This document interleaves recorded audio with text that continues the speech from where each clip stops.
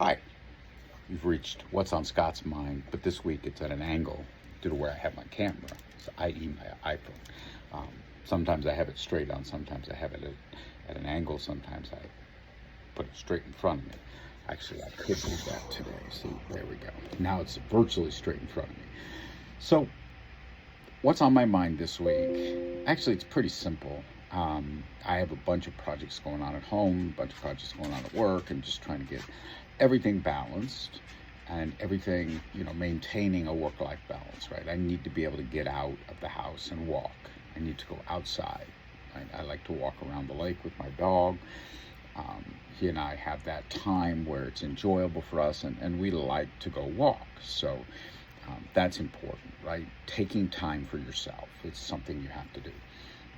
But this week, I'm kind of at a crossroads in my project at work, um, whether or not to do something.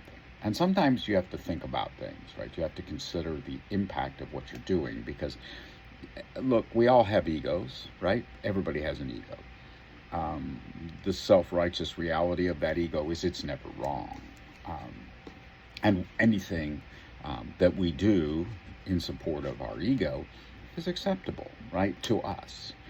It may not be right, and you may not be right, but your ego is never wrong, right? So one of the things that I have to make sure I'm doing is evaluating whether or not I'm letting my ego get in the way of what I'm doing.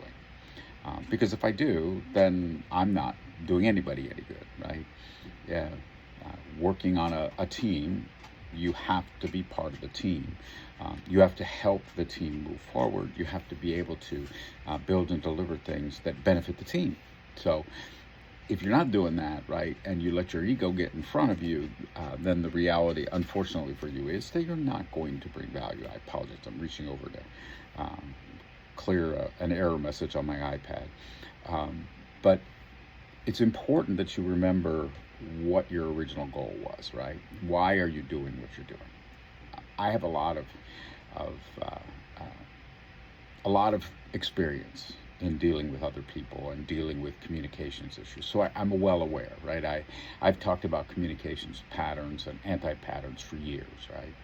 Um, Patterns are the behaviors you expect. Anti-pattern is the reverse of that, right?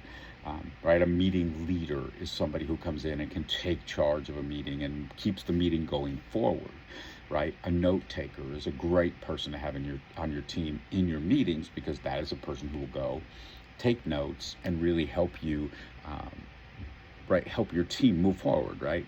It is more effective if your team has a good note taker, uh, because you're going to have good, right? You're going to have good feedback at the end of the meeting, right? John said this, Jim said this, Bill said this. It really helps you kind of effectively utilize the meeting more, right?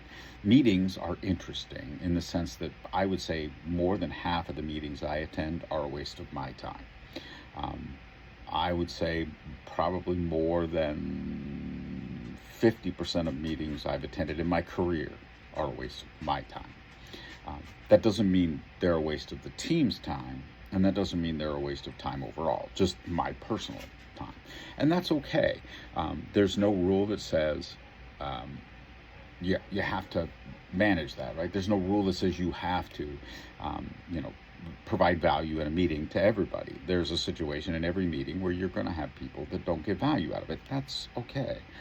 Um, anyway, so when we're talking about meeting patterns, right, you're talking about like the meeting organizer, the meeting leader, the note taker, right? Those are the patterns, right? Those are good things. Those are valuable assets on your team.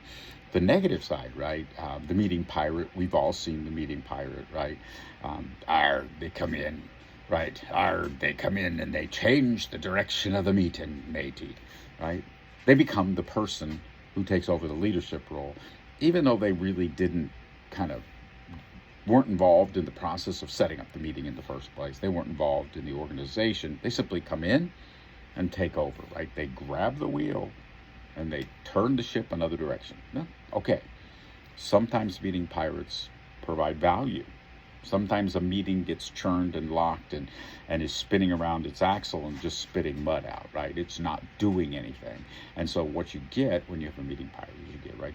Anyway, all of these different things are patterns and anti-patterns within communication. But the most important thing to do when considering communication is to step back and say, is my ego causing me to think something? This is Scott Anderson. You've just heard what's on Scott's mind.